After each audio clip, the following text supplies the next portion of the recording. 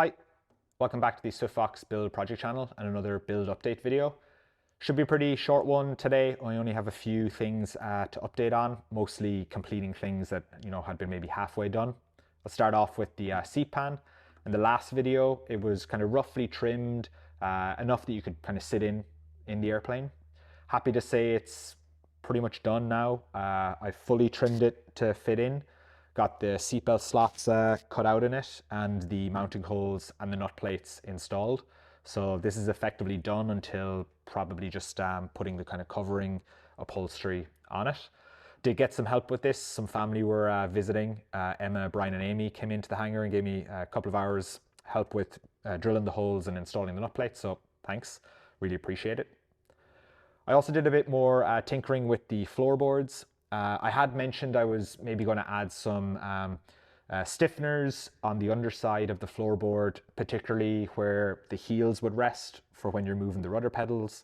So I've done that. That was just easy. Cut out a couple more strips of carbon fiber and bonded them in. And it's made a pretty big difference there. So really happy with how that came out. And I also trimmed the floorboards a little bit more where they're in the center console tunnel. So you can see here the sidewall and the center console, the screw goes from the bottom flange of the sidewall through the floorboard and into the riv nut that I've installed. And the floorboard was kind of, if this is the sidewall, just a little bit inside in the tunnel. So about 1/4 inch to 1/2 inch. So trim those off. Mostly so that they don't potentially interfere in the future with any kind of fuel lines or other stuff being routed through the center console. And there's a little bit of weight being saved there.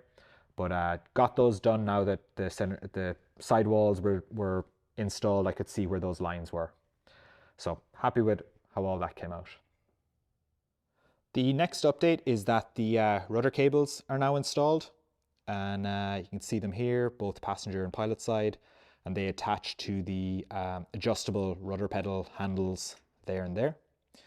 And then they run the length of the fuselage down here in the bottom, all the way until where they're exiting here. And then you keep the cable long until, final assembly, finishing. The aircraft has to be covered because the distances wouldn't be ready yet. So just kind of left it long.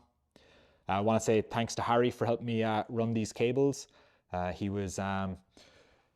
We took turns keeping the cables taut to swage them together for the passenger attaching to the pilot cables. So thanks, Harry. And then another thing I did was I installed the yaw or rudder autopilot kit. This is kind of a new kit from Kitfox and relatively straightforward install, I would say. But I did have a little bit of a mistake. The way the servo mounts to the plate is just with nut plates. You can kind of see them there. And they're countersunk.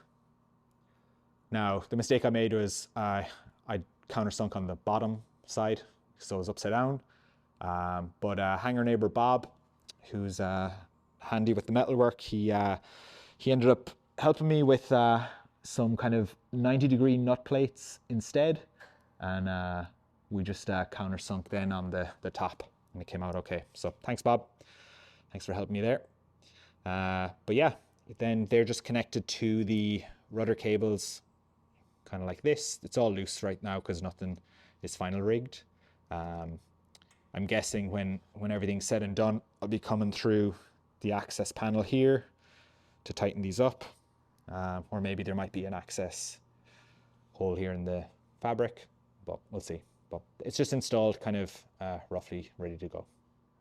Next update, I think in a few videos ago I had mentioned I was thinking about like changing where the access holes were on the rudder.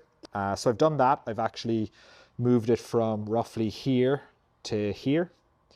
What I noticed when I had the rudder on and I kind of notionally checked the angles it was swinging left and right was the access hole was very much on the side.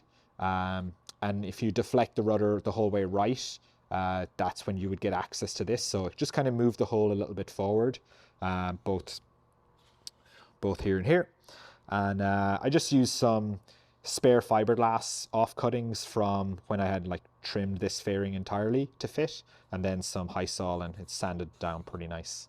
Um, the angles for the rudder are going to get sorted kind of on final assembly, but this should be roughly good to go. I also had mentioned that I was thinking about, you know, cutting back this fairing to make it more of a straight line. I've rethought that entirely. It's going to would be way too much work. Probably wouldn't even come out better than what it is now.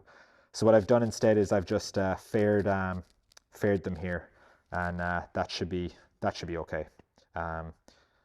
It's probably going to be perfectly fine looking this way. So that's it for the updates. There's been a few other things of buttoning up here and there, not really worth mentioning. I do want to say that maybe in more exciting news, I'm going to park the fuselage for a while and switch over my attention to the wings. I've pulled them out from the back of the hangar, and in the last couple of days I've been reading through the manual and watching videos and reading blog posts about the other builders' experiences with building the wings and their tips and tricks, just to kind of get myself ready. So be starting on these right away, and hoping to, you know, make some good progress on them in a pretty short period of time. Thanks for watching. Hope to see you in the next video. Bye.